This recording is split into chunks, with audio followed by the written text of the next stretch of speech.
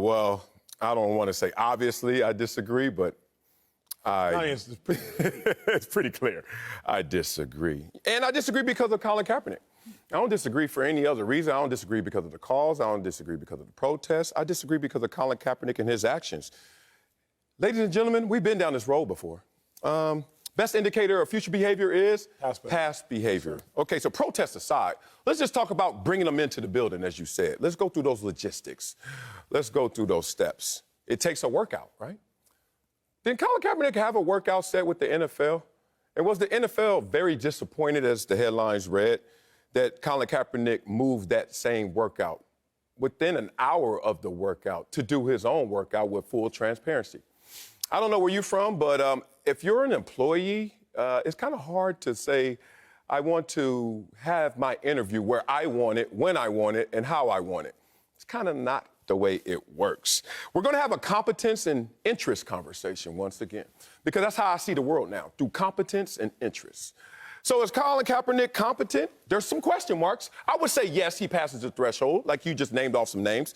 But how competent? And in terms of interest, how interested is he in the game of football? For the record, football competence. I don't need people pulling this off. Colin Kaepernick's incompetent. No, I'm talking about football competence. I hope we talking football.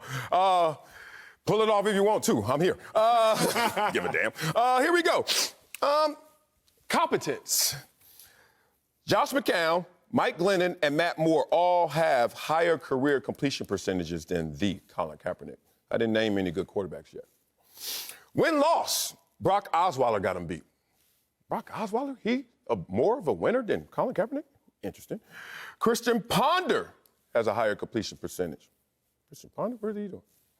Brandon Wheaton threw for more yards a game than Colin Kaepernick. There's a competence conversation to be had in terms of the question mark around how competent he is. And let's be real. What did Colin Kaepernick go his last 2 years? 3-16? Competence conversation. Interest is the one. Woo! I got a call yesterday from one of my boys who said 2 teams, 2 coaches talked to him and said, we're interested in Colin Kaepernick. And guess what they both said?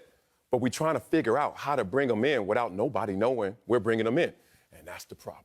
You know why that's the problem? Because no one wants to take that level of risk on a player that they don't know how competent or interested he is in playing football.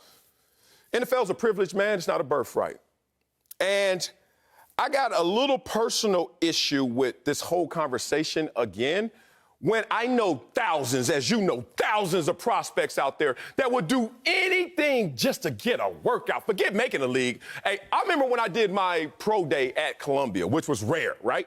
Columbia, all the coaches there, yes. I was getting hit up from kids from schools all around, Rutgers, et cetera. Can I get a part of your combine? Can I get a part of your pro day? Just to get a sniff. I wanted them to see me. I've known thousands of prospects that have raised their hand just for a sniff. And then Colin Kaepernick decides that he wants to dictate terms? To me, that was a front. To me, that showed me, because you're the only person I've ever met to pull that stunt. That told me that you really, really deep in your core didn't want to play the game of football, because your decisions don't just tell me what you want to do, but what you don't want to do. So if Colin Kaepernick was all serious about this workout, one, I don't know if you should wear a Kunta Kinte shirt. I think you should wear a jersey. I don't know if you should move the workout within an hour. Maybe you should stay still and just say, hey, we got to just go for it because I know I want to go for it. So to me, if you could answer the competence and interest conversation, then I would give him opportunity. I don't know, bro. That man may be different than this man. And that's something that I wouldn't roll the dice on. It needs to be blatantly obvious to me that you want this. Why? Because Colin Kaepernick specifically? No, or every single... Got you. Yes, sir. Buy-in. What do coaches... Soon we get there, they see the muscles. They see the resume. They see the film.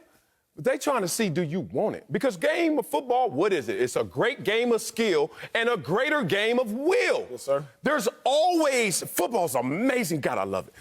There's always a new hurdle. There's always another wall placed in front of you. Are you going to run through it?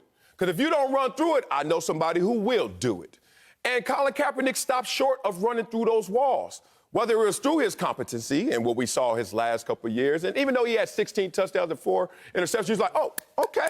But then you were like, okay, Where's his interest? Got some receipts here.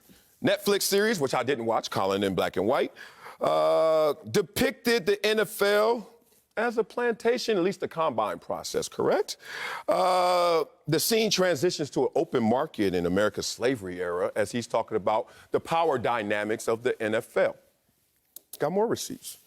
Kaepernick, quote, while the NFL runs propaganda about how they care about black life, they are still actively blackballing Eric Reed for fighting for the black community, even though he kept playing through the protests. Interesting.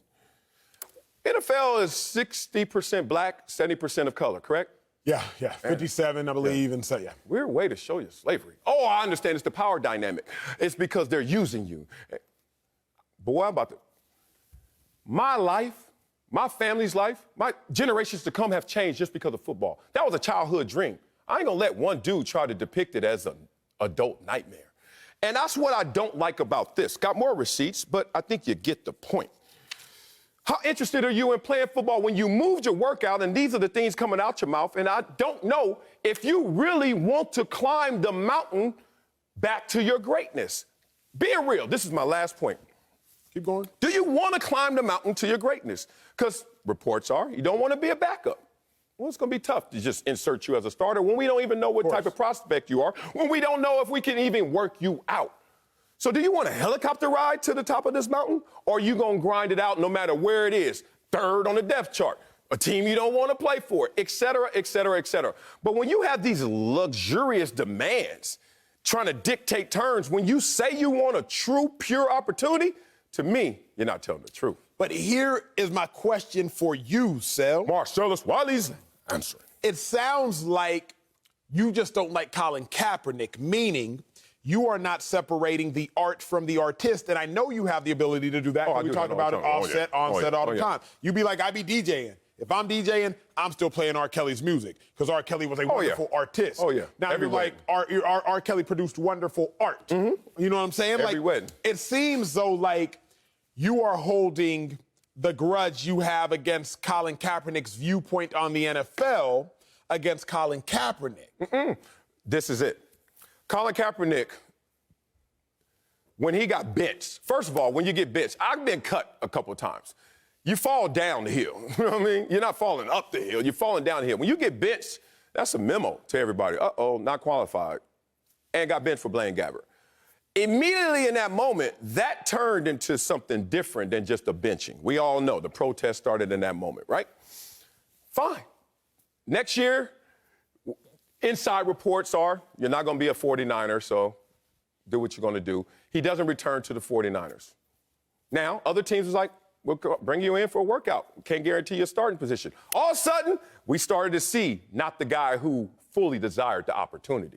Then that turned into, okay, I'm going to sue the NFL because they blackballed me. They settled. Settled? Okay. Interesting. You settled when you could have deposed them and we could have all seen what they really did in receipt if they really blackballed you. But that's your point. That's your prerogative. Then we set up a workout with you. 25 teams are there. They're waiting. And guess what you do? Don't want to do the workout. I can't separate the two. They're together. All I'm saying is I'm giving you opportunity after opportunity, and you don't take it. It looks like you're a grifter. You know what a grifter is, right? Going a little charade, like I want to play. But when it's time to, let's play, you don't want to play. That's my only thing. When there's a line around the globe of guys who are like, I'll play. Just give me a sniff. You won't even have to question my buy-in. All I'm saying is he wasn't the best quarterback going. And then you don't seem very interested. So what am I supposed to do with that prospect? I love this guy. It's nobody. Man, you know I'm from the bottom, as they say. I ain't feel like I was at the bottom, but I heard my situation growing up was the bottom. And when you're looking for an opportunity, a route to the top, let's just say in that position, you do everything you can to make sure that you are on that train. You make sure that you're on that ride, right? And it's just interesting that when you want your opportunity, you have to be undeniable. That means some dude who is really just a pencil pusher, who doesn't have any authority and power, says, damn, Emmanuel Acho. Let me tell the bosses about this. Damn, Damn, Marcellus, Wiley. Let me tell the bosses about this. Damn, Colin Kaepernick. Let me tell the bosses about this. Oh, and the bosses gonna hear. But when you're in the crowd and before you even take one step into 40 and you're like, ain't nobody here of power, so therefore I ain't gonna show my power, you already psyched yourself out of that opportunity. Whether you think you're right, whether you think you're wrong, you're right. This ain't the opportunity for you. Come on, man, we can't look at it like this. But we have to, because I've been there. No, you've been there. And that means it didn't work out for you. But somebody else has been there. And it worked out for them. The point is, if you really want it, you ain't even doing that calculus. You like, I gotta have it. That's interest. I question his interest. I question his competency. Teams do this. This is how I got cut in San Diego. They put a line of demarcation. It was like, Marcellus here, Marcellus here. 3 seasons as a starting quarterback after that Super Bowl, 11-24, 50 QBR, including 43 and 49 last 2 years. And under, as they call the Mendoza line, 59% completion percentage. I question how competent you are. But this whole mindset that, I want to do it, but I want to do it as a starter. I want to do it, but I want to do it on the workouts that I choose, that I want to go out there and dictate.